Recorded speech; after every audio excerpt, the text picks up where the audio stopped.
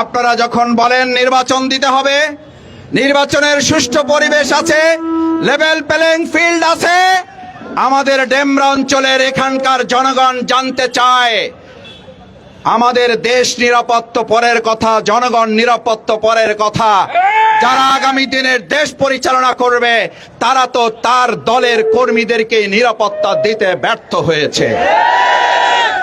সেই ব্যর্থতার কারণে আজকে 100 জন নয়, 150 জন নয়, প্রায় প্রতিদিন 1 জন 2 জন করে নিজ দলের নিজ কর্মীরা যাদেরকে হত্যা করছে, আমরা তাদের বিবেকের কাছে প্রশ্ন করতে চাই, আপনারা দেশ নিরাপদ করবেন তো পরের কথা, আপনারা তো আপনারা দল পরিচালনায় নিরাপত্তার সাথে করতে ব্যর্থ হয়েছেন।